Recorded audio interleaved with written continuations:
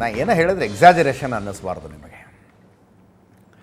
Kantara cinema ನೋಡಿದ ನಂತರ MUDA ಹಗರಣ ಇದೆಯಲ್ಲ, ಇದು ನಾನು ನೋಡ್ತಾ ಇರುವ ಮೋಸ್ಟ್ ಇಂಟ್ರೆಸ್ಟಿಂಗ್ ಸಸ್ಪೆನ್ಸ್ ಥ್ರಿಲ್ಲರ್ ಕಥೆ. ಇದು ಯಾವತ್ತೇನಾಗುತ್ತೆ, ಯಾವ ಕ್ಷಣದಲ್ಲಿ ಏನೇನಾಗ್ಬಿಡುತ್ತೆ ಬಗೆನೇ ಹರಿತಾ ಇಲ್ಲ ರೀ. ಅಂಥ ಒಂದು ಆಶ್ಚರ್ಯ ನಿನ್ನೆ ರಾತ್ರಿ 10:15 ನಮ್ಮ ಮೊಬೈಲ್ಗಳಿಗೆ ಬಂತು, ಪತ್ರಕರ್ತರ ಮೊಬೈಲ್ಗಳಿಗೆ. ಸಿದ್ದರಾಮಯ್ಯನವರ ಧರ್ಮಪತ್ನಿಯ ಪತ್ರ ಮೂಡಾ ಕಮಿಷನರ್ಗೆ ಬರೆದಿದ್ರು, ವಾಪಸ್ ತಗೊಂಬಿಡಿ ನನ್ನ 14 ಸೈಟು ಅಂತ. ಅದೊಂದು PDF, ಅದ್ರ ಹಿಂದೆ 2 ಫೋಟೋ, ಅಂದರೆ ಪತ್ರದ ಫೋಟೋ ತೆಗೆದು ಹಾಕಿದ್ರು. ಅದು ಭಾವನಾತ್ಮಕ ಅಪೀಲು. ನನ್ನ ಗಂಡ ಬಹಳ ಒಳ್ಳೆಯವರು, ನೈತಿಕತೆಯನ್ನು ವೃತ್ತದಂತೆ ಆಚರಿಸಿಕೊಂಡು ಬಂದವರು, ಯಾವತ್ತೂ ದುಡ್ಡು ಕಾಸಿಗೆ ಆಸೆ ಪಟ್ಟವರಲ್ಲ. ನಾನು ಅಧಿಕಾರ ಕುರ್ಚಿ ಅದರಿಂದ ದೂರನೇ ಉಳ್ಕೊಂಡಿದ್ದೀನಿ. ನಾನು ಪರಿಹಾರವಾಗಿ ಪಡೆದ 14 ಸೈಟ್ಗಳಿಂದ ನನ್ನ ಗಂಡನಿಗೆ ವರ್ಚಸ್ಸಿಗೆ ಇಂಥ ಧಕ್ಕೆ ಆಗ್ತಾ ಇದೆ ಅಂದರೆ ಆ ಸೈಟುಗಳು ನನಗೆ ತೃಣಕ್ಕೆ ಸಮಾನ, ಇತ್ಯಾದಿ ಇತ್ಯಾದಿ. ಒಂದು ಭಾವನಾತ್ಮಕ ಪತ್ರ. ಅದಕ್ಕೇನು ಹೆಸರು ಇರಲಿಲ್ಲ, ಸೈನು ಇರಲಿಲ್ಲ. ಆದರೆ ಅದು ಸಿದ್ದರಾಮಯ್ಯನವರ ಧರ್ಮಪತ್ನಿಯದ್ದು ಅಲ್ಲ ಅಂತ ನಂಬೋದಕ್ಕೆ ಏನು ಕಾರಣ ಇರಲಿಲ್ಲ. ಅದರಿಂದ it is presumed that she only has return it. ನೋಡ್ತಾ ಇದ್ದೀರಿ ಸ್ಕ್ರೀನ್ ಮೇಲೆ, ಮೂಡಾ ಕಮಿಷನರ್ಗೆ ಬರೆದಂಥ ಪತ್ರ ಇದು. ಈ ಪತ್ರ ನನ್ನ ಮಾಧ್ಯಮಗಳಿಗೆ ಸಿಕ್ತು 10:15. ನಮ್ಮ ಪ್ರೈಮ್ ಬುಲೆಟಿನ್ ನಡೀತಾ ಇತ್ತು. 11 ಗಂಟೆ ತನಕ ಬುಲೆಟಿನ್ ಮಾಡಿದ್ವಿ ನಾವು. ಅದಾದ ಮೇಲೆ ಬೆಳಗ್ಗೆ ಹೋಗಿ ಸಿದ್ದರಾಮಯ್ಯನವರ ಪುತ್ರ, ಈ ಫಲಾನುಭವಿ ಪಾರ್ವತಿಯವರ ಪುತ್ರ MLC ಯತೀಂದ್ರ ಅವರು ಮೂಡಾ ಕಮಿಷನರ್ ರಘುನಂದನ್ಗೆ ಭೇಟಿಯಾಗಿ ಈ ಪತ್ರ ಕೊಟ್ಟರು, ತಗೊಳ್ಳಿ ವಾಪಸ್ ಸೈಟನ್ನು ಅಂತ. ಸೈಟ್ ವಾಪಸ್ ತಗೊಳ್ಳೋ ಪ್ರಕ್ರಿಯೆ ಶುರುವಾಗ್ಬಿಟ್ಟಿದೆ. ಈಗ ಪ್ರಕ್ರಿಯೆ ಶುರುವಾಗ್ಬಿಟ್ಟಿದೆ. ಇನ್ನೇನು ಹೆಚ್ಚು ಕಡಿಮೆ ಮುಗದೆ ಹೋಯ್ತೇನೋ. ಅವರ ಹೆಸರು ಕ್ಯಾನ್ಸಲ್ ಆಗಿದೆ. ಈಗ ಪಾರ್ವತಿ ಅವರ ಹೆಸರು 14 ಸೈಟ್ಗಳಿಗಿಲ್ಲ. ನೋಡಿ, ಈ ಸಲಹೆ ಸಿದ್ದರಾಮಯ್ಯನವರಿಗೆ ಮೂಡಾ ಹಗರಣದ ಆರೋಪ ಆರಂಭಗೊಂಡಾಗಲೇ ಬಂದಿತ್ತು. ನಾನೇ ಎಷ್ಟೋ ಸಲ ಮಾತಾಡಿದೆ. ಸಿದ್ದರಾಮಯ್ಯನವರು ಹೇಳೋದು 60-62 ಕೋಟಿಯ ಸೈಟ್ ಅದು ಅಂತ. ದೂರುದಾರ TJ ಅಬ್ರಹಾಂ ಹೇಳಿದ 55 ಕೋಟಿ 80 ಲಕ್ಷ ರೂಪಾಯಿ ಮೌಲ್ಯ ಅಂತ. ಅದು ಎಷ್ಟೇ ಆಗಿರಲ್ರಿ, ಸಿದ್ದರಾಮಯ್ಯನವರು ವರ್ಚಸ್ಸಿಗೆ, ಅವರ ಹುದ್ದೆಗೆ ದೊಡ್ಡ ಮೊತ್ತ ಅಲ್ಲ ಅದು. ಸಿದ್ದರಾಮಯ್ಯನವರ ಸಚಿವ ಸಂಪುಟದಲ್ಲಿ ಕೆಲವು ಸಚಿವರಿದ್ದಾರಲ್ಲ, ಅವ್ರದ್ದು 15 ದಿವಸದ ಬಾಡಿಗೆ ಅದು. ಏನೋ ಇದನ್ನೆಲ್ಲ ಸಾಫ್ಟ್ವೇರ್ ಕಂಪ್ನಿಗಳಿಗೆಲ್ಲ ಬಿಲ್ಡಿಂಗ್ ಬಾಡಿಗೆ ಕೊಟ್ಟಿದ್ದಾರೆ. 15 ದಿವಸದ ಬಾಡಿಗೆ ಇದೆ, ಅಷ್ಟು ಗಳಿಕೆ ಇದೆ. ಸಿದ್ದರಾಮಯ್ಯನವರು ಅಂದರೆ ಹಪಹಪಿಸಿದವರಲ್ಲ ಸಿದ್ದರಾಮಯ್ಯನವರು. ಸುಮ್ಮನೆ ಮಾತಾಡಬಾರ್ದು, ಏನೋ ಒಂದು ಕೇಸ್ ಇದೆ ಅಂತ ದುಡ್ಡಿನ ಹಪಹಪಿಯನ್ನು ಯಾವತ್ತೂ ತೋರಿಸ್ತವರಲ್ಲ ಅವರು. ಅಕಸ್ಮಾತ್ ಬೇಕು ಅಂದರೆ ಸಿದ್ದರಾಮಯ್ಯನವ್ರಿಗೆ ಏನು ರೀ, ಬಂಗಾರದಲ್ಲೇ ಏನೋ ತುಲಾಭಾರ ಮಾಡೋರು ಇದ್ದಾರೆ. ಅಂಥ ಸಿದ್ದರಾಮಯ್ಯನವರು ಇದು ಒಂದು ವಿಷಯಕ್ಕೆ ಯಾಕೆ ಹಿಂಗೆ ಮಾಡಿದ್ರು ಅನ್ನೋದೇ ಅರ್ಥ ಆಗ್ತಿಲ್ಲ.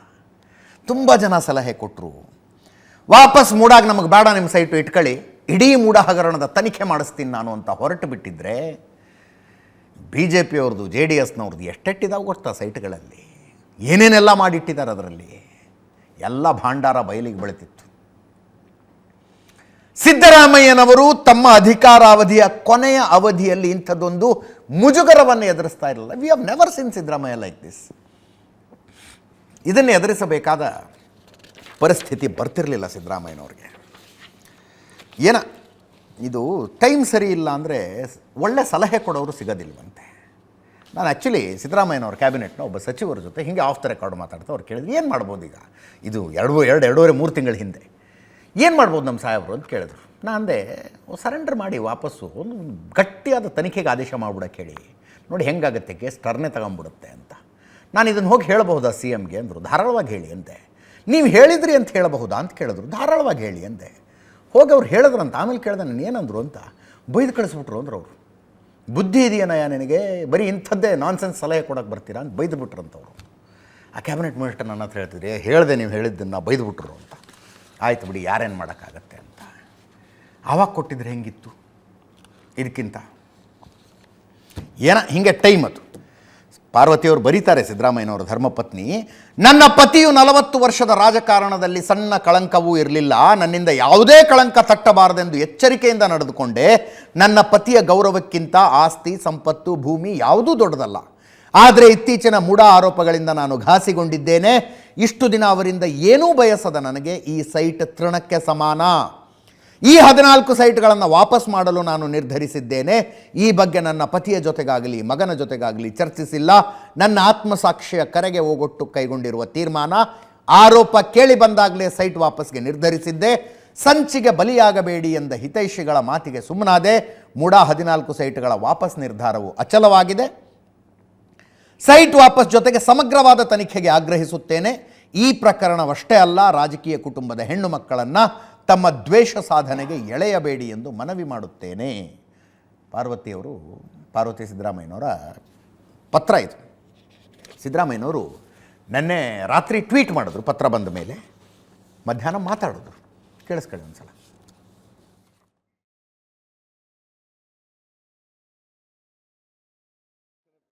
ನನಗೆ ಬದಲಿ ನಿವೇಶನ ಕೊಡಿ ಅಂತ ಕೇಳಿದ್ರು. ಈಗ ಅದು ಒಂದು ದೊಡ್ಡ ಕಾಂಟ್ರವರ್ಸಿ ಆಗೋಯ್ತು. ಆ ಕಾಂಟ್ರವರ್ಸಿಯಿಂದ ಅವರು ಮನನೊಂದು ನಮ್ಮ ಯಜಮಾನರಿಗೆ ಇದರಿಂದ ರಾಜಕೀಯವಾಗಿ ತೇಜೋವಧೆ ಆಗ್ತಾ ಇದೆ, ರಾಜಕೀಯ ದ್ವೇಷ, ರಾಜಕೀಯ ಸೇಡನ್ನು ತಿಳಿಸ್ಕೊಳ್ತಕ್ಕಂಥ ಕೆಲಸವನ್ನು ವಿರೋಧ ಪಕ್ಷದವರು ಮಾಡ್ತಾ ಇದ್ದಾರೆ. ಈ ಸೈಟ್ಗಳು ನನಗೆ ಬೇಡಿಕೆ ಬೇಡ ಅಂತೇಳಿ ಕೊಟ್ಬಿಟ್ಟಿದ್ದಾರೆ. ನನ್ನ ಹೆಂಡತಿ ಸ್ವತಂತ್ರವಾಗಿ ತೀರ್ಮಾನ ತಗೊಂಡಿರ್ತಕ್ಕಂಥದ್ದು, ನನ್ನ ಜೊತೆ ಏನು ಚರ್ಚೆ ಮಾಡಿಲ್ಲ. ನನಗೆ ಆಮೇಲೆ ಗೊತ್ತಾಯಿತು, ಲೆಟರ್ ಕಳಿಸಿದ ಮೇಲೆ, ಯಾಕೆ ವಾಪಸ್ ಕೊಟ್ಬಿಡುತ್ತೆ, ಹೆಂಗೆ ತಪ್ಪು ಒಪ್ಕೊಂಡಾಗಿ ಅವಳು ಮನಸ್ಸು ನೊಂದುಬಿಟ್ಟು ನನಗೆ ಬೇಡಿಕೆ ಬೇಡ, ಕಾಂಟ್ರವರ್ಸಿ ಬೇಡ ಅಂತ ಹೇಳಿ ಮಾಡಿದ್ರೆ ತಪ್ಪೆಂಗೆ ಒಪ್ಕೊಂಡಾಗುತ್ತೆ. ಅದನ್ನ ತಪ್ಪೇ ಮಾಡಿದ್ವಲ್ಲ, ರಾಜೀನಾಮೆ ಯಾಕೆ ಕೊಡಬೇಕು? ಯಡಿಯೂರಪ್ಪನವ್ರ ಕೇಸ್ಗೂ ಬಳಗಬೇಕು. ಇದರಲ್ಲಿ ನಂದೇನು ಪಾತ್ರ ಇಲ್ಲ. ಯಡಿಯೂರಪ್ಪನವರು ಡಿನೋಟಿಫೈ ಮಾಡಿದರು, ನಾನೇನು ಡಿನೋಟಿಫೈ ಮಾಡಿದ್ದೀನಿ? ಯಡಿಯೂರಪ್ಪ ನನ್ನ ಆತ್ಮಸಾಕ್ಷಿಯಾಗಿ ಕೆಲಸ ಮಾಡ್ತೀನಿ, ಅದರಿಂದ ರಾಜೀನಾಮೆ ಕೊಡಬೇಕಾದ್ರೆ ಕಾನೂನು ರೀತಿ ಏನೇನು ಮಾಡ್ತಾರೆ ಮಾಡಲಿ. ಈಗ ನನ್ನ ಪ್ರಕಾರ I don't know on what grounds money laundering. ನನ್ನ ಪ್ರಕಾರ ಮನಿ ಲಾಂಡ್ರಿಂಗ್ ಆಗಲ್ಲ. ಬಹುಶಃ ನಿಮಗೂ ಆಗನ್ಸುತ್ತೆ money laundering on what grounds ಅನ್ನೋದು ನಾನೇ ಎಕ್ಸ್ಪ್ಲೈನ್ ಮಾಡ್ತೀನಿ. ನಾನೇನು ಓದಿದೆ, ನಾನು ಮೂಢ ಇದರಲ್ಲಿ ಇಡಿಲಿ ಏನೇನು ಆಪ್ಷನ್ಗಳಿದ್ದಾವೆ ಅನ್ನೋದನ್ನು. ಒಂದು ಕಡೆ ಮುಖ್ಯಮಂತ್ರಿಗಳು ಹಿಂಗೆ ಹೇಳಿದ್ರು, ಇನ್ನೊಂದು ಕಡೆ ಮುಖ್ಯಮಂತ್ರಿಗಳ ಪುತ್ರ ಯತೀಂದ್ರ ಖುದ್ದಾಗಿ ತಾಯಿ ಬರೆದ ಪತ್ರವನ್ನು ಮೂಡಾ ಕಚೇರಿಗೆ ತಗೊಂಡು ಹೋಗಿ ಮೂಡಾ ಕಮಿಷನರ್ಗೆ ಕೊಟ್ಟಿದ್ದಾರೆ, ರಘುನಂದನ್ಗೆ ಕೊಟ್ಟಿದ್ದಾರೆ. ಅವ್ರು ಹೇಳಿದ್ರು ಯತೀಂದ್ರ ಅವರೇ ತಗೊಂಡು ಬಂದಿರು, MLC ಸಾಹೇಬರು ತಗೊಂಡ್ಬಂದಿದ್ರು ಅಂತ. ತಕ್ಷಣ ಶುರುವಾಯಿತು ಆ್ಯಕ್ಟಿವಿಟಿ. ಯಾವ ಆ್ಯಕ್ಟಿವಿಟಿ? ಸೈಟ್ ವಾಪಸ್ ತಗೊಳ್ಳೋ ಆ್ಯಕ್ಟಿವಿಟಿ. ಫಸ್ಟಿಗೆ ಕಮಿಷನರ್ ಹೇಳಿದ್ದು, ನೋಡೋಣ ಇದಕ್ಕೆ ಏನೇನು ಆಪ್ಷನ್ ಇದೆ ಅಂತ ನೋಡೋಣ, ನಾವೆಲ್ಲ ದಸರಾ ತಯಾರಿಯಲ್ಲಿ ಬ್ಯುಸಿ ಇದ್ದೀವಿ ಅಂತ. ಆ ನಂತರ ಸಬ್ ರಿಜಿಸ್ಟ್ರಾರ್ ಆಫೀಸೇ ಅಲ್ಲಿಗೆ ಬಂದಿತ್ತು ಅಂದರೆ ತಪ್ಪಾಗುತ್ತೆ, ಯಾಕಂದರೆ ಅಲ್ಲೇ ಇದೆ sub registrar office. Everything moved very quickly. ಈಗ ಸದ್ಯಕ್ಕೆ ಅರ್ಜೆಂಟಾಗಿ ಆಗಬೇಕಾಗಿರೋದು ಏನಂದರೆ, ಆ 14 ಸೈಟ್ಗಳ ಮಾಲೀಕರು ಪಾರ್ವತಿಯವರು ಅಲ್ಲ ಅನ್ನೋದು ಕ್ಲಿಯರ್ ಆಗಿಬಿಡ್ಬೇಕು. ಫೈನಲಿ ಮೂಡ ಹೆಸರಿಗೆ ಹೋಗೋದು ಯಾವಾಗ ಏನೋ, ಅದಕ್ಕೊಂದಷ್ಟು ಪ್ರೊಸೆಸ್ ಇರುತ್ತೆ. ಸದ್ಯಕ್ಕೆ ಪಾರ್ವತಿಯವರಲ್ಲ ಅಂತ ಹುಡುಕಿ ತೆಗೆದ್ರು. ಇಂಥ ನಿಯಮದ ಅಡಿಯಲ್ಲಿ ವಾಪಸ್ ತಗೊಳ್ಳೋದಕ್ಕೂ ನಮಗೆ ಅವಕಾಶ ಇದೆ ಅಂತ. 1991 ರೂಲ್ 8 ಪ್ರಕಾರ ಸ್ವ ಇಚ್ಛೆಯಿಂದ ಸೈಟ್ ಕೊಡಬಹುದು, ಅದನ್ನು ನಾವು ಪಡ್ಕೊಳ್ಳೋದಕ್ಕೆ ಅವಕಾಶ ಇದೆ. ಖುದ್ದು ಬಂದು ವಾಪಸ್ ಕೊಡಲೇಬೇಕು ಅನ್ನೋ ನಿಯಮ ಇಲ್ಲ. ಅವರೇ ಖಾಸಗಿಯಾಗಿ ತಮ್ಮ ಹತ್ರ ಕರೆಸ್ಕೋಬಹುದು ಇತ್ಯಾದಿ ಇತ್ಯಾದಿ. 24 ಗಂಟೆಯಲ್ಲಿ ಕಾನೂನು ಪ್ರಕಾರ ರದ್ದು ಮಾಡೋದಕ್ಕೆ ಅವಕಾಶ ಇದೆ. ಈ ರೀತಿ ಬಂದರೆ ಮೂಡ ಆರ್ಥಿಕವಾಗಿ ಸಬಲವಾಗುತ್ತದೆ ಅಂತ ಹೇಳಿದ್ರು. ರಘುನಂದನ್ ಮೂಡಾದ ಆಯುಕ್ತರು ಮತ್ತು ಪ್ರಸನ್ನ ಕುಮಾರ್ ಮೂಡಾದ ಕಾರ್ಯದರ್ಶಿ ಇಬ್ಬರು ನಿಂತ್ಕೊಂಡು ಮಾತಾಡಿದ್ರು. ಕೇಳಿಸ್ಕೊಳ್ಳಿ. 14 ನಿವೇಶನಗಳು ಈಗ ಮೂಡ ಹೆಸರಿಗೆ ಬರುತ್ತೆ. 14 ಈಗ ಶ್ರೀಮತಿ ಪಾರ್ವತಿ ಅವರ ಹೆಸರಿಟ್ಟಿದ್ದು ನಮ್ಮ ಮೂಡ ಹೆಸರಿಗೆ ಬರುತ್ತೆ. ಇದರಿಂದ ನಮಗೂ ನಮ್ಮ ಆಸ್ತಿ ನಮಗೆ ಬಂದಂಗೆ ಆಗುತ್ತೆ. ಫೈನಾನ್ಷಿಯಲಿನೂ ಅಡ್ವಾಂಟೇಜಸ್. ಹೌದು, ಕ್ರಯಪತ್ರನೇ ರದ್ದಾಗಬೇಕು. ಕ್ರಯಪತ್ರನೇ ರದ್ದಾಗುತ್ತೆ. ಹೌದೌದು, ಖಂಡಿತ. ಲೋಕಾಯುಕ್ತಕ್ಕೆ, ಜಸ್ಟಿಸ್ ದೇಸಾಯಿ ಆಯೋಗಕ್ಕೆ, ಸರ್ಕಾರಕ್ಕೆ ಎಲ್ಲರಿಗೂ ತಿಳಿಸ್ತೀವಿ. ಯಾವುದೇ ರೀತಿ ವಿಳಂಬ ಮಾಡದೇನೆ ತಗೊಳ್ಳಿ ಅಂತಾನೆ ಇದೆ. ಆಕ್ಚುಲಿ ಸ್ವಇಚ್ಛೆಯಿಂದ ಕೊಟ್ಟಾಗ ಅದ್ರ ಪ್ರಕಾರ ತಗೊಂಡಿದ್ದೀವಿ. ನನಗೆ ಸರ್ ಈಗ ಈ ರೀತಿಯಾದಂತಹ ಪ್ರಕರಣ ಇಲ್ಲ, ಯಾವುದು ಆಗಿಲ್ಲ ಅಂದ್ರೆ ಸ್ವಇಚ್ಛೆಯಿಂದ ಬಂದು ಕೊಟ್ಟಿರೋದು ಇದೆ ಪ್ರಕರಣ. ಹೌದೌದು, ನಾವು ಜನರಲಿ ಏನೇ ಮಾಡಿದ್ರು ನಾವು ಸರ್ಕಾರದ ಗಮನಕ್ಕೆ ತರ್ತೀವಿ. ಕರ್ನಾಟಕ ನಿವೇಶ ಹಂಚಿಕೆಗಳು ಪ್ರೋತ್ಸಾಹದಾಯಕ ನಿವೇಶ ಹಂಚಿಕೆಗಳು 1991 ರೂಲ್ಸ್ ಅಲ್ಲಿ ರೂಲ್ 8 ಅಲ್ಲಿ ಒಂದು ಕ್ಲಾಸ್ ಬರುತ್ತೆ. ಯಾರೇ ಒಬ್ರು ವ್ಯಕ್ತಿ ಸ್ವಇಚ್ಛೆಯಿಂದ ತನಗೆ ಹಂಚಿಕೆಯಾದಂತಹ ನಿವೇಶನಗಳನ್ನು ಸರೆಂಡರ್ ಮಾಡಿದಲ್ಲಿ ಪ್ರಾಧಿಕಾರವನ್ನು ಅಕ್ಸೆಪ್ಟ್ ಮಾಡಿಕೊಂಡು ಕಮಿಷನರ್ ಅವರಿಗೆ ಅಥಾರಿಟಿ ಇರುತ್ತೆ. ಸೆಕ್ಷನ್ 13 ಅಲ್ಲಿ ಕೂಡ ಆಕ್ಟ್ ಅಲ್ಲಿ ಆ ಅಥಾರಿಟಿಯನ್ನು ಅವರು ಎನ್ಕ್ಯಾಶ್ ಮಾಡಿಕೊಂಡು ಎಂಫಸೈಸ್ ಮಾಡಿ ಅದನ್ನ ಪ್ರಯೋಗ ಮಾಡಿಬಿಟ್ಟು ಅದರಲ್ಲಿ ಅಧಿಕಾರವನ್ನು ಚಲಾಯಿಸಿ ಅವರು ಆದೇಶ ಮಾಡ್ತಾರೆ. ಆ ಆದೇಶದ ಮೇಲೆ ಸೆಕ್ರೆಟರಿ ನನ್ನನ್ನು ಇದೊಂದು ಸೇಲ್ ಡೀಡ್ ಕ್ಯಾನ್ಸಲೇಷನ್ಗೆ ನನಗೆ ಆಥರೈಸ್ ಮಾಡ್ತಾರೆ. ಆನಂತರ ನಾನು ಹೋಗ್ಬಿಟ್ಟು ಸಬ್ ರಿಜಿಸ್ಟರ್ ಆಫೀಸಲ್ಲಿ ಆ ಒಂದು ಕ್ಯಾನ್ಸಲೇಷನ್ ಪ್ರೊಸೀಜರ್ಗೆ ನಾನು ಮೂಡಾವತಿಯಿಂದ ಮಾಡಿ ಈಗ ನಮ್ಮ ಸುಪರ್ದಿಗೆ ತಗೊಳ್ಳೋಕೆ ಕ್ರಮ ವಹಿಸ್ತೇನೆ. ಮಾಲೀಕರು ಬಂದಿಲ್ಲ ಅದನ್ನ ಪ್ರೈವೇಟ್ ಅಟೆಂಡೆನ್ಸ್ ತಗೊಳ್ಳೋಕೆ ಅವರಿಗೆ ಪ್ರಾವಿಷನ್ಸ್ ಇದೆ ಅಂತೆ. ಸೊ ಅವರು ಸಬ್ ರಿಜಿಸ್ಟರ್ ಅವರು ತಗೊಳ್ಳೋಕೆ ಅವ್ರ ಹತ್ರ ಹೋಗಿದ್ದಾರೆ. ಸೈಟ್ ಕೊಟ್ರೆ 24 ತಾಸು ಒಳಗಡೆಗೆ ರದ್ದು ಮಾಡಬಹುದು, ಖಂಡಿತ ಮಾಡಬಹುದು. ಕಾನೂನಲ್ಲಿ ಅವಕಾಶ ಇದ್ರೆ ಮಾಡಬಹುದು. ಕರ್ನಾಟಕ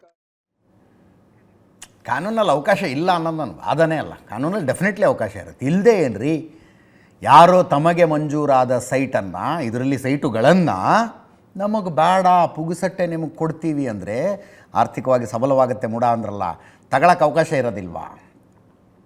ತಗೊಳಕ್ಕೆ ಅವಕಾಶ ಇರುತ್ತೆ. But sites in contention here have a case. ಮೂಡಾದ ಅಧಿಕಾರಿಗಳು ಒಂದು ಸಲ ಜನಪ್ರತಿನಿಧಿಗಳ ವಿಶೇಷ ನ್ಯಾಯಾಲಯವನ್ನು ಒಂದು ಮಾತು ಕೇಳಬೇಕಾಗಿತ್ತು ಅಂತ ನನಗನ್ಸತ್ತಪ್ಪ. ಅಥವಾ ತನಿಖೆ ಮಾಡ್ತಾ ಇರೋ ಲೋಕಾಯುಕ್ತ ಪೊಲೀಸರನ್ನಾರು ಕೇಳಬೇಕಾಗಿತ್ತು. ವಾಪಸ್ ಕೊಡ್ತೀವಿ ಅಂತಾರೆ, ಮತ್ತು ಹೆಂಗೆ ಮಾಡೋಣ ಅಂತ ಒಂದು ಮಾತು ಕೇಳಬೇಕಾಗಿತ್ತು. ಇರಲಿ, ತನಿಖೆಗೇನು ಹೆಚ್ಚು ಕಡಿಮೆ ಆಗೋದಿಲ್ಲ. ತನಿಖೆ ಪಾಡಿಗೆ ತನಿಖೆ ಮುಂದುವರಿಯುತ್ತೆ. ತನಿಖೆಯ ಭಾಗವಾಗಿ ರಘುನಂದನ್ ಅವರು ಒಂದು ಸಲ ವಿಚಾರಣೆಗೆ ಬರಬೇಕಾಗಬಹುದು. ನಾಳೆ ದಿವಸ ಇಡಿನೋ CBIನೋ ಏನೋ ಒಂದು ಬಂದರೆ. ಇದು ಹೆಂಗೆ ಅಂದರೆ, ಈ ನಮ್ಮೂರ ಕಡೆ ಎಲ್ಲ ಬೆಳೆ ಕಳ್ತನ ಆಗೋದು. ಬೆಳೆಗಳನ್ನ ಯಾರೋ ರಾತ್ರಿ ತಗೊಂಡು ಹೋಗ್ಬಿಡ್ತಾರೆ. ನಾವೇನು ಮಾಡ್ತೀವಿ ಅಂದರೆ, ನಮ್ಮ ಪವರ್ಫುಲ್ ದೇವ್ರು ಇರ್ತಾವಲ್ಲಿ, ಅಂಥ ದೇವರಿಗೆ ಹರಕೆ ಹೊತ್ಕೊಂಡಿದ್ದೀವಿ ಅಂತ ಊರು ತುಂಬ ಸುದ್ದಿ ಮಾಡುತ್ತೆ. ಅಂದರೆ ಯಾರು ಕದ್ದಿದ್ದಾರೆ ಅಂತ ಸಂಶಯ ಇರುತ್ತಲ್ಲ, ಅವರ ಕಿವಿಗೆ ಬೀಳೋ ಹಂಗೆ ಸುದ್ದಿ ಮಾಡೋದು. ಆ ದೇವ್ರಿಗೆ ಹರಕೆ ಹೊತ್ತಿದ್ದೀವಿ. ಎಂಥ ಪವರ್ಫುಲ್ ದೇವ್ರು ಗೊತ್ತಲ್ಲ, ನೋಡಿ ನೀವು 15 ದಿವಸದಲ್ಲಿ ಏನಾಗುತ್ತೆ ಅಂತ. ರಾತ್ರಿ ಕದ್ದ ಮಾಲು ಜಮೀನಿಗೆ ವಾಪಸ್ ಬಂದುಬಿಟ್ಟಿರುತ್ತೆ, ತಂದಿಟ್ಟು ಹೋಗ್ಬಿಟ್ಟಿರ್ತಾರೆ ಭಯಕ್ಕೆ, ದೇವ್ರ ಭಯಕ್ಕೆ. ಹಾಗೆ ಬಹುಶಃ ಅವ್ರು ಹೇಳೋದ್ರಲ್ಲಿ ಈ ರೀತಿಯಾಗಿ ಬಂದರೆ ಮೂಡ ಕೂಡ ಆರ್ಥಿಕವಾಗಿ ಸಬಲ ಆಗುತ್ತೆ ಅಂತ. ಮೂಡಾದವರು ಒಂದು ಸುದ್ದಿ ಹರಡಿಸ್ಬಿಡ್ಬೇಕು, ಇಡಿಗೆ ಹರಕೆ ಹೊತ್ಕೊಂಡಿದ್ದೀವಿ ನಾವು ಅಂತ. 5,500 ಸೈಟ್ಗಳು ಹೋಗಿದ್ದಾವೆ. ಹಿಂಗೆ 5,500 ಯಾರ್ಯಾರ ಸೈಟ್ ತಗೊಂಡ್ರೆ ಗೊತ್ತಿರುತ್ತಲ್ಲ ಇದು ಅಕ್ರಮವಾಗಿ ಬಂದಿದೆ ಅಂತ. ಎಲ್ಲರೂ ವಾಪಸ್ ತಂದು ಕೊಡೋಕೆ ಹೊತ್ತುಬಿಟ್ರೆ ಅಟ್ಲೀಸ್ಟ್ ಮೂಡಾರು ಉದ್ಧಾರ ಆಗುತ್ತೆ. ಇವು ಸುದ್ದಿ ಹರಡಿಸ್ಬಿಡ್ಬೇಕು, ಇವ್ರು ಇಡಿಗೆ ಹರಕೆ ಹೊತ್ಕೊಂಡಿದ್ದೀವಿ ನಾವು ಅಂತ. ಇಡಿ ಬಂದುಬಿಡುತ್ತೆ ಅಂತ. ಆಯ್ತಪ್ಪ, ಇಷ್ಟೆಲ್ಲ ಆಯಿತು. ನಡೀತಾ ಇರುವ ಕೇಸಿನ ಮೇಲೆ ಇದರ ಪ್ರಭಾವ ಏನು, ಪರಿಣಾಮ ಏನು? ಒಂದು ವಾದ ಏನಿತ್ತು ಅಂದರೆ ನಾನು ಇದೆ ಅಂತ ಹೇಳೋದಿಲ್ಲ ಅದನ್ನು. ಇಡಿ ಅವರು ತನಿಖೆಗೆ ಬಂದ ತಕ್ಷಣ ಫಸ್ಟ್ ಮಾಡಬೇಕಾಗಿರುವ ಕೆಲಸನೇ ಆಸ್ತಿನ ಅಟ್ಯಾಚ್ ಮಾಡೋದು, ಕೇಸಿಗೆ ಅಟ್ಯಾಚ್ ಮಾಡಿಬಿಡೋದು ಆಸ್ತಿನ. ಆ ನಂತರವೇ ಅವರ ಕೇಸಿನ ತನಿಖೆ ಮುಂದುವರಿಬೇಕು.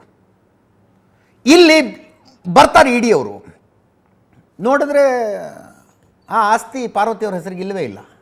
ಹಂಗಿದ್ದ ಮೇಲೆ ಏನು ತನಿಖೆ ಮಾಡ್ತಾರೆ? ಇಡಿಯ ಸಂಭವನೀಯ ತನಿಖೆ ಆರಂಭದಲ್ಲೇ ಬಿದ್ದು ಹೋಗಬೇಕು ಅಂತ ಹಿಂಗೆ ಮಾಡಿದ್ದಾರೆ ಅಂತ. ಹೌದಾ ಅಂತ ಕೇಳಿದೆ. ಯಾವ ವಕೀಲರು ಕೂಡ ಹೌದು ಅಂತ ಹೇಳ್ತಿಲ್ಲ ಅದಕ್ಕೆ. ಅಲ್ರಿ, ನೀವು ಆಸ್ತಿ ಹೆಂಗೋ ಒಂದು ಗಳಿಸ್ಕೊಂಡಿರ್ತೀರಿ, ಆಯ್ತಪ್ಪ, ಮಾರಿ ದುಡ್ಡು ತಗೊಂಡು ಇನ್ನೆಲ್ಲೋ ದುಡ್ಡು ಇಡ್ತೀರಿ, ಏನು ಮಾಡ್ತೀರಿ ಅವಾಗ? ಆಸ್ತಿ ಇಲ್ಲ ಅಂತ ಇಡಿ ಕೇಸ್ ಮಾಡದೇ ಇರುತ್ತಾ? ಡೆಫಿನೆಟ್ಲಿ ಇಲ್ಲ ಅಂತ ಹೇಳ್ತಾರೆ. 100% ಇಡಿ ಪ್ರಕಾರ ಇಡಿ ನಡೆಯುತ್ತೆ. CBIಗೆ ತನಿಖೆಗೆ ಹೈಕೋರ್ಟ್ ಒಪ್ಕೊಂಡ್ರೆ CBI ತನಿಖೆ, ಲೋಕಾಯುಕ್ತ ತನಿಖೆ ಅಂತೂ ನಡೀತಾನೇ ಇದೆ ಅಂತ ಅಭಿಪ್ರಾಯ. ನಾವು ಹಿರಿಯ ವಕೀಲರನ್ನ ಮಾತಾಡಿಸಿದ್ವಿ, ಅಶೋಕ್ ಹಾರ್ನಹಳ್ಳಿ ಅವರು, ಮಾಜಿ ಅಡ್ವೊಕೇಟ್ ಜನರಲ್ ಅವರು. ಕೇಳಿಸ್ಕೊಳ್ಳಿ ಏನು ಹೇಳ್ತಾರೆ ಅಂತ. ಈಗ ನೀವು ಆ ಸೈಟನ್ನು ಇಟ್ಕೊಂಡ್ರಾಗಲಿ ವಾಪಸ್ ಕೊಟ್ಟರಾಗಲಿ ಪ್ರಕರಣದ ಮೇಲೆ ಯಾವುದೇ ಪರಿಣಾಮ ಬೀರೋದಿಲ್ಲ. ಆದರೆ ಈಗಲಂತೂ ಅದನ್ನು ವಾಪಸ್ ಕೊಟ್ಟಿರೋದು ಅವರು ಸದುದ್ದೇಶವನ್ನು ತೋರಿಸುತ್ತೆ. ರಾಜಕೀಯವಾಗಿ ಅದನ್ನು ಹೇಳ್ಬೋದೇ ಹೊರತು ಕಾನೂನು ಪ್ರಕಾರ ಅದು ಯಾವ ಪರಿಣಾಮವನ್ನು ಬೀರೋ ಲಕ್ಷಣಗಳಿಲ್ಲ. ತನಿಖೆ ಅದರ ಪ್ರಕಾರವಾಗಿ ಕಾನೂನು ಪ್ರಕಾರವಾಗಿ ಮುಂದುವರಿಯುತ್ತೆ. ಇವರು ವಾಪಸ್ ಕೊಟ್ಟಿದ್ದಾರೆ ಅಥವಾ ವಾಪಸ್ ಕೊಡದಲ್ಲೇ ಹೋಗಲಿ, ಯಾವುದೂ ಸಹ ತನಿಖೆ ಮೇಲೆ ಪರಿಣಾಮ ನಿಲ್ಲೋದಿಲ್ಲ. ತನಿಖೆ ನಡೆಯುತ್ತೆ. ಇವರು ವಾಪಸ್ ಕೊಟ್ಟಿರೋದ್ರಿಂದ ತನಿಖೆ ನಿಲ್ಲುತ್ತೆ ಅನ್ನೋ ಒಂದು ಭಾವನೆಯನ್ನು ಪಡಬೇಕಾಗಿಲ್ಲ. ಹಾಗಾಗಿ ಇಡೀ ತನಿಖೆಗೆ ಹೆದರಿ ಅದನ್ನು ಕೊಟ್ಟಿದ್ದಾರೆ ಅಂತ ಹೇಳೋದಕ್ಕೆ ಅಂದ್ಕೊಳ್ಳೋದಕ್ಕಾಗೋದಿಲ್ಲ. ಯಾಕೆಂದರೆ ಇದನ್ನು ವಾಪಸ್ ಕೊಟ್ಟರೂ ಸಹ ಇಡೀ ತನಿಖೆಗೂ ಇದಕ್ಕೂ ಏನು ಸಂಬಂಧ? That's a bad news for ಸಿದ್ದರಾಮಯ್ಯನವರು ಮತ್ತು ಇತರರಿಗೆ. ಇಡಿ ತನಿಖೆಗೆ ಇದೇನು ಅಡ್ಡ ಬರೋದಿಲ್ಲ ಅಂತ. ಇಡಿ PMLA ಆ್ಯಕ್ಟ್ ಅಟ್ರಾಕ್ಟ್ ಆಗುವಂಥ ಅಪರಾಧ ನಡೆದಿದೆ ಅನ್ನೋ ಮಾಹಿತಿ ಇದ್ದರೆ ಮಾತ್ರ ಬರುತ್ತೆ. ಸಿದ್ದರಾಮಯ್ಯನವರು ಅಲ್ಲಿ ಹೇಳ್ತಾ ಇದ್ರು PMLA ಆ್ಯಕ್ಟ್ ಇದರಲ್ಲಿ ಹೆಂಗೆ ಬರುತ್ತೆ, ಮನಿ ಲಾಂಡ್ರಿಂಗ್ ಹೆಂಗೆ ಬರುತ್ತೆ ಅಂತ. ನೆನ್ನೆನೂ ಕೂಡ ಅದರಲ್ಲಿರುವ ಇಡಿ ನಿಯಮದಲ್ಲಿರುವ ಒಂದು ಅವಕಾಶವನ್ನು ನಾನು ಓದಿ ಹೇಳಿದೆ ನಿಮಗೆ. ಇನ್ನೊಂದು ಸಲ ಓದ್ಬಿಡ್ತೀನಿ, ಅದು ಒಂದು ಓದ್ತೀನಿ ಅಷ್ಟೇ.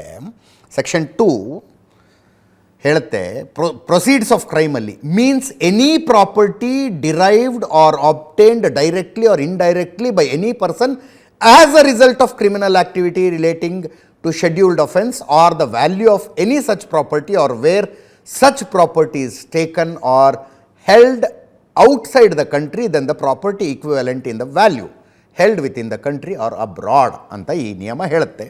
ಆದ್ದರಿಂದ PMLA ಆ್ಯಕ್ಟಿಗೆ ನಿನ್ನೆ ಕೂಡ ಹೇಳಿದೆ, text book example, classic example ಅಂದರೆ ವಾಲ್ಮೀಕಿ ಹಗರಣ. ದುಡ್ಡು ನೋಡಿ ಎಲ್ಲಿ ಹೆಂಗೆ ಹೋಯ್ತು ದುಡ್ಡು, ಎಲ್ಲಿಂದ ಎಲ್ಲಿಗೆ ಹೋಯ್ತು ಅಂತ.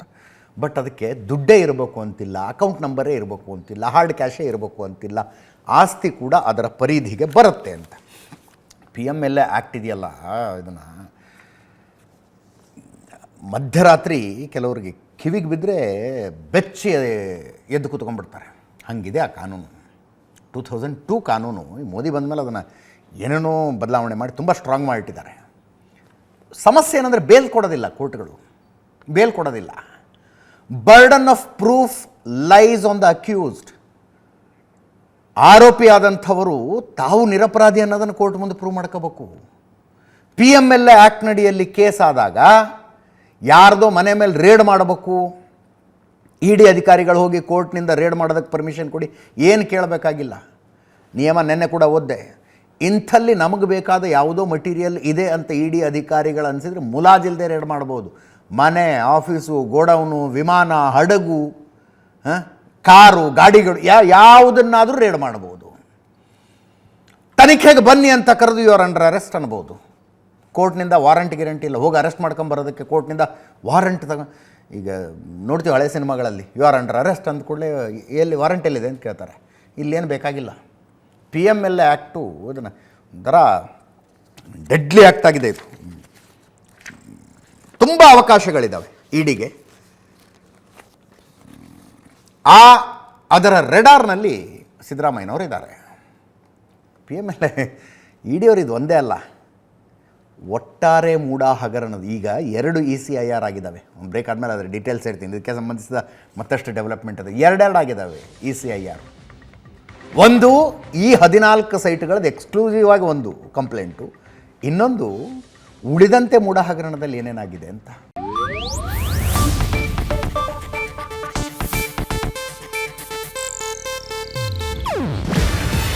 ಇದು ಏಷ್ಯಾನೆಟ್ ನ್ಯೂಸ್ ನೆಟ್ವರ್ಕ್ ಪ್ರಸ್ತುತಿ. ನೀವು ನೋಡ್ತಿದ್ದೀರಾ ಏಷ್ಯಾನೆಟ್ ಸುವರ್ಣ ನ್ಯೂಸ್.